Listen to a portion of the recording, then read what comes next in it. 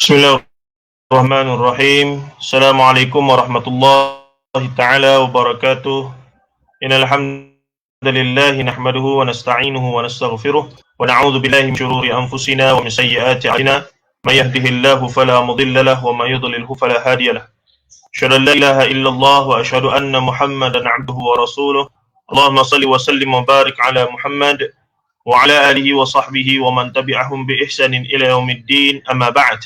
فإن أصدق الحديث كتاب الله وخير الهدي هدي محمد صلى الله عليه وسلم وشر الأمور محدثاتها وكل محدثة بدعة وكل بدعة ضلالة وكل ضلالة في النار أو كما قال النبي صلى الله عليه وسلم لا نبي بعد. Saya minta sahabat yang bersama kalau boleh respon jika suara saya didengari ataupun sebaliknya. Kerana saya buka ni tak boleh nak dengar sendiri ya. Baik, alhamdulillah. Sebagaimana sebelum ini kita membincangkan tentang buku ataupun masih lagi di peringkat mukaddimah buku yang bertajuk 40 hadis sahih, kisah gaib dan ajaib.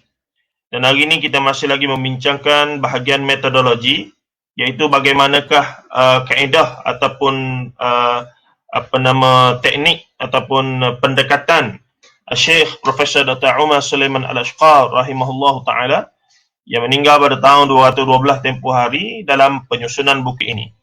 Jadi kita tengok pada poin yang ke-11, mereka yang ada ataupun boleh melihat skrin di tepi tu, baguslah, saya besarkan sikit lagi.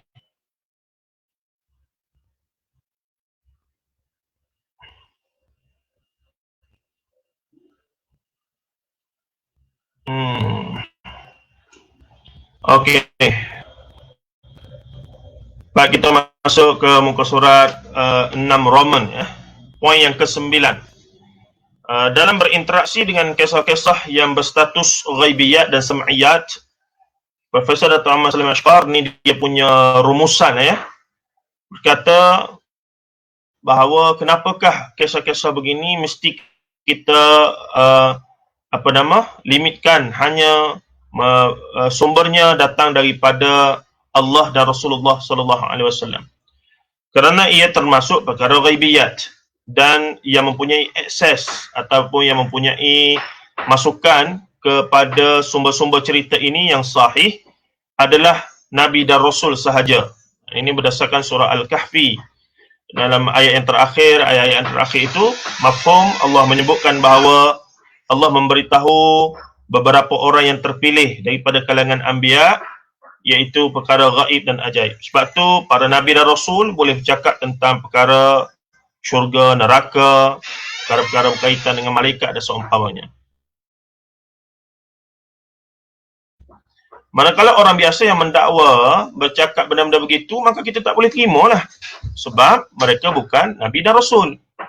Jadi di sinilah kita melihat, kalaulah di luar sana ada ceramah-ceramah ataupun siapa-siapa yang berceramah dan seumpamanya yang membawa pendekatan ataupun yang berceritakan tentang perkara-perkara begini, maka kita katakan bahawa perkara itu tidak sewajarnya berlaku. Sepatutnya bila mereka nak bercakap tentang berkaitan dengan perkara ghaibiyat, mesti disandarkan kepada Al-Quran dan Sunnah Nabi SAW. Baik, kita tengok poin yang ke-9.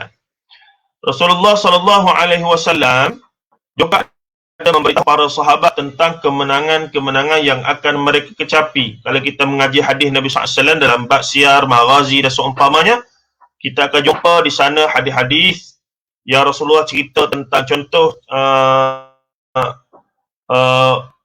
hadis berkaitan dengan Ummu Haram, salah seorang ibu susuan ataupun adik-beradik ibu susuan, gitulah Ummu Haram. Yang mana Rasulullah tidur di rumah dia, tiba-tiba Rasulullah terbangun tengah hari ataupun siang hari, Rasulullah tersenyum dan beliau tanya, ni mafhum ringkasan ya. Dalam hadis dalam kitab kita ni ada kisah tersebut.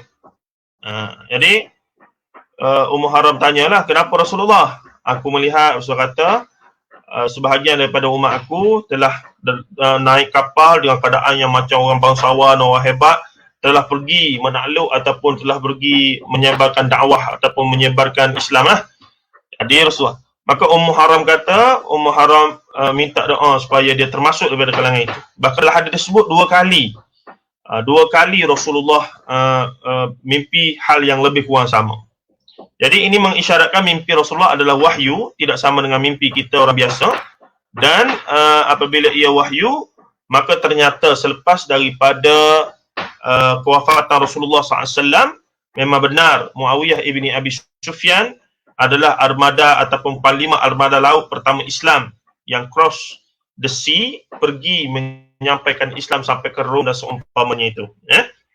Itu benda-benda yang kita katakan mukjizat Nabi SAW, khasais, perkhususan mukjizat Nabi SAW yang dia diberi tahu perkara-perkara yang akan datang dan pasti akan berlaku sebab ia adalah wahyu. Baik, begitu jugalah contohnya dalam ini diberitahu ada yang dimenangi tanpa melibatkan pertumpahan darah sebagaimana peristiwa Fathul Makkah, kita semua tahu. Dan jika khabar-khabar demikian sampai kepada orang musyrik Makkah, mereka juga sebenarnya sangat percaya akan hal tersebut. Orang kafir Quraisy, walaupun dia tak setuju dengan Nabi Muhammad SAW, tapi hakikatnya hati kecil mereka memperakui kerasulan Nabi SAW. Sebab itulah mereka dinamakan sebagai kufar. Sebab dah tahu benda itu benar, tapi menafikan. Jadi kufar ni kafara, menutup. Yakni denial. Benda yang dia tahu betul, tapi dia denial. Sebab tu dia jadi kufar. Adapun orang yang hujah tak sampai, orang yang dakwah tak sampai, orang yang memang tak ada maklumat, ini ulama ada bincang. Adakah mereka termasuk orang yang boleh digelar sebagai kufar ataupun tidak?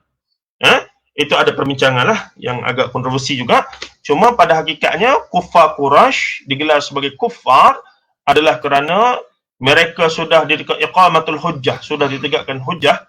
Bahkan mereka sendiri tak mampu nafikan kebenaran kerasulan Rasulullah dan wahyu Quran yang dibawa.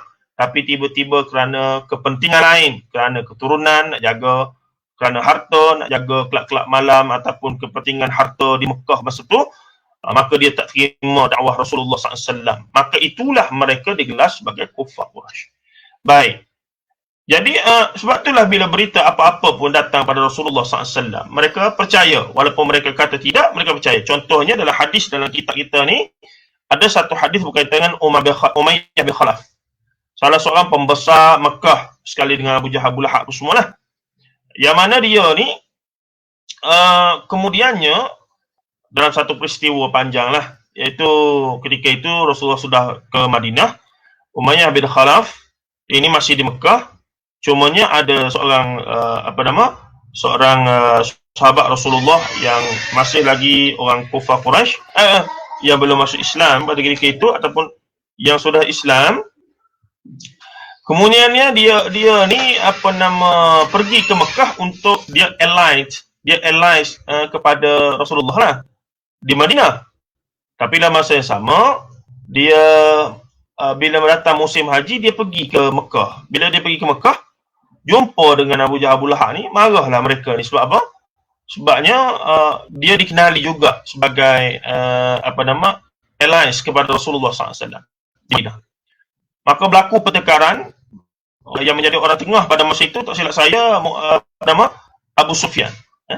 Bila Abu Sufyan, masing-masing dua orang besar ni bertelagah, Abu Sufyan berkatalah, kamu kenal tak siapa ni? Inilah orang yang kalau kita nak pergi ke Syam, kita kena berhenti di RNR, kabilah dia. Kalau dia tak bagi berhenti, maka kita tak boleh nak makan minum semua lah. Jadi dia pun kata pada kawan tu pula, kamu tahu tak siapa ni? Ni pembesarnya begini. Jadi untuk meleraikan pertemuan tersebut, tiba-tiba sahabat Rasulullah ni sebut, Rasulullah dan Muhammad telah sebut kamu akan mati dalam peperangan. Lebih kurang begitu mafhum dia. Adalah hadis dalam ni, kita tak tengok saya bagi rumusan umum saja bil makna. Jadi bila dia dengar perkara itu ni, Umayyah bin Khalaf dengar bahawa Muhammad sebut dia akan mati dalam peperangan. Apa berlaku tuan-tuan? Dia balik, dia bagi tahu isteri dia dalam keadaan pucat dan tak. Bahkan bila dia bagi tahu pada isteri dia kata, wallahi, isteri dia kata, demi Allah, Muhammad tak pernah cakap bohong. Maksudnya tuan-tuan, secara tak langsung, orang kafir Quraisy ni memang sangat percaya kepada apa yang disampaikan oleh Nabi Muhammad SAW. Mereka sangat percaya, hatta bila melibatkan nyawa mereka, mati bila-bila pun dia percaya. Secara tak langsung tapi disebabkan kepentingan-kepentingan lain, dia tak terimalah. Baik, jadi Umayyah bin Khalaf dalam riwayatnya memang mati dalam peperangan Badar. Sebab itu, dan ketika nak pergi perang itu, dia adalah orang yang paling lewat keluar. Bahkan orang yang Abu Jahal Abu Lahab mari ikut ke rumah, kenapa kamu tak keluar lagi ni? Sedangkan dia antara panglima utama yang besar, yang perlu memimpin tentera, yang perlu memimpin puak dia tu. Jadi dia paling takut. Bahkan dalam riwayat tersebut menyebutkan dia telah ikat diri dia dengan kuda dia, supaya apa-apa berlaku dia boleh cepat lari. Namun disebabkan takdir yang telah disampaikan melalui wahyu Rasulullah SAW pasti benar-benar berlaku, maka dia telah benar-benar mati dibunuh dalam peperangan tersebut. Ini kita katakan mukjizat Nabi SAW dalam masalah yang melibatkan khabar yang akan datang. Baik, yang ke-10, kitab ini sebagaimana kitab yang ditulis oleh almarhum Syekh, iaitu Profesor Dr. Umar Salim Ashqar, yang berjudul Sahih Qisasun Nabawi. Ini antara rujukan PhD saya, menghimpunkan sejumlah hadis pilihan yang bersifat kisah-kisah gaib lagi ajaib yang telah berlalu, juga yang akan datang, dan selain keduanya. Buku ini mempunyai manhaj yang sama dengan buku yang sebelum itu. Sebelum buku Qisasul Ghaib fi Sahihil Hadits An-Nabawi, kisah-kisah gaib daripada Nabi SAW, Syekh Ashqar, Profesor Dr. Umar Sulaiman Ashqar rahimahullah, telah terlebih dahulu menulis satu kitab yang menghimpunkan hadis-hadis yang berkaitan dengan kisah Nabi dan Rasul. Dan itulah antara rujukan saya lah dalam menyiapkan PhD saya itu. Syekh kata dalam masalah Nabi dan Rasul ini, ternyata kisah Nabi dan Rasul adalah Qisasul Qur'ani, iaitu kisah-kisah Quran. Bila dia kisah Quran, dia ayat Quran lah. Dan bila ayat Quran ni wahyu. Dan bila mana wahyu, wajib kita beriman. Dia termasuk dalam isu akidah. Dan isu-isu berkaitan akidah, iman, perkara ghaibiyat dan sam'iyat, bahkan disebutkan zalika min amba'il ghaib, itulah khabar-khabar ghaib yang mana Rasulullah tidak mungkin dapat tahu melainkan Allah bagi tahu. Rasulullah tak mungkin boleh tahu sendiri kisah-kisah ghaib. Kerana orang Arab, orang Yahudi pun dapat tahu kerana mereka ada sisa kitab Taurat dan Injil itu, dan seumpamanya. Baik, makanya ada beberapa isu penting daripada kisasul Quran, iaitu kisasul Anbiya, yang jarang diberi perhatian sebab ia ada perinciannya dalam hadis. Sebagai contoh, ketinggian Nabi Adam AS ataupun kisah bagaimana Nabi Adam meninggal dunia. Itu menarik. Ada riwayat yang sahih menceritakan bagaimana Adam ketika dalam syurga, Adam telah menghadiahkan 40 tahun umur dia kepada Nabi Daud AS. Ada riwayatnya, ada hadisnya. Jadi buku Syekh Ashqar yang mula-mula sebelum dia karang buku ini adalah berkaitan perkara tersebut. Baik, kita bacalah secara laju ya. Syekh menukilkan sebahagian daripada mukaddimah yang beliau tulis sebelumnya dan bertajuk Sahih Qasas Nabawi. Dalam buku ini dia ulang baliklah. Dan saya pun ringkas balik apa yang dia sebut sana. Sesungguhnya tingkatan kisah-kisah para ulama Nabi mengikut tingkatan kisah Al-Quran. Kerana apa? Kerana kisah para Nabi itu adalah Al-Quran. Kerana kisah-kisah itu disampaikan sebagai wahyu daripada Allah kepada Nabi Muhammad SAW. Jika Al-Quran ialah kalam Allah, maka kisah para Nabi juga kebanyakannya adalah wahyu daripada Allah. Atau daripada hadis Nabi pun consider wahyu daripada Allah. Maka kisah para Nabi, oleh yang demikian, kedua-dua kitab tersebut berkongsi sumber dan tujuan, iaitu Quran dan hadis. Maka tujuan kisah-kisah dalam hadis sama dengan tujuan kisah-kisah dalam Al-Quran. Kata Syekh kita, sumber dan tujuan. Maka tujuan kisah-kisah dalam hadis sama dengan tujuan kisah-kisah di dalam Al-Quran. Kerana kedua-duanya adalah wahyu daripada Allah Azza wa Jalla. Hanya diketahui melalui wahyu daripada Allah Azza wa Jalla. Tak mungkin Rasulullah dapat tahu sendiri. Sedangkan ia sudah terlalu lama. Orang Arab pun tak ada dah cerita-cerita tentang Nabi Nuh ke Nabi lama. Tapi orang Yahudi ada. Sebab apa? Sebab mereka ada Taurat wal Injil. Tapi Taurat dan Injil dalam bahasa Hebrew tidak difahami oleh orang Arab. Itu pula. Jadi orang Arab banyak juga sebenarnya merujuk kepada Bani Israel apabila mahu berhadapan dengan orang Islam. Baik, yang kedua-dua bermaksud mempersembahkan bekalan kepada para pendakwah, yakni kisah Nabi dan Rasul dalam Quran dan hadis. Kedua-duanya bermaksud mempersembahkan bekalan kepada pendakwah dan orang-orang saleh. Bekalan kerohanian yang terkandung dalam kisah-kisah tersebut menjadi minuman kerohanian kepada ruh kaum mukminin, termasuk hati dan akal mereka.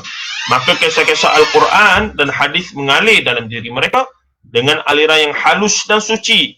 Peristiwa-peristiwa, kalimah-kalimah yang mengandungi banyak pengajaran dan faedah memimpin ke jalan lurus, menjadi penghalang kepada kaum mukminin dalam melakukan dosa dan kerosakan. Matlamat kita ada Syekh Abdul Qarim Zaidan. Dr. Abdul Qarim Zaidan tulis buku khas yang bertajuk Al-Mustafad min Qasasil Quran, faedah-faedah daripada kisah-kisah Quran. Dan dia merumuskan daripada perspektif dakwah. Apakah ibrah kisah-kisah para Nabi dan Rasul itu untuk para pendakwah? Bukunya tebal, satu jilid saja, agak tebal. Dan sudah diterjemah pun ke dalam bahasa Indonesia. Ada, bahasa Melayu tak ada lagi. Baik. Terusnya, kitab ini seperti mana yang diketahui pada tajuknya, kata Syekh kita, Sulaiman Ashqar, terbatas kepada hadis-hadis sahih sanadnya daripada Rasulullah sallallahu alaihi wasallam. Dan saya tidak menyalahi kaedah ini kecuali hanya dalam beberapa kisah yang mauquf, yakni yang terhenti atas sahabat yang sahih sanadnya daripada mereka, dan kemungkinan mereka mendengarnya daripada Rasulullah sallallahu alaihi wasallam, dan kemungkinan mereka mengetahui dari sumber yang selainnya. Hadis mauquf ataupun riwayat mauquf, dia tidak bersambung kepada Rasulullah tapi terhenti di atas sahabat. Namun diyakini bahawa bila sahabat yang riwayat pun mestilah sama ada dia dapat daripada Rasulullah sendiri bil makna atau kisah tersebut, ataupun dia dapat daripada kawan-kawan yang lain, sahabat-sahabat lain yang mendengar daripada Rasulullah sallallahu alaihi wasallam. Baiknya, adapun pembatasan kitab ini atas hadis-hadis sahih tanpa hadis-hadis yang cacat, dhaif, batil dan palsu, Kerana sandaran hadis-hadis yang demikian kepada Rasulullah SAW adalah dusta atas nama baginda dan ia termasuk antara dosa besar. Sebagaimana sabda Rasulullah, "Man kadzaba 'alayya muta'ammidan falyatabawwa maq'adahu minan nar." Siapa yang berdusta lantas sengaja menyandarkan kepadaku, tempahlah tempatnya dalam api neraka. Kalau buat tak sengaja, semoga diampunkan kerana kejahilan kita.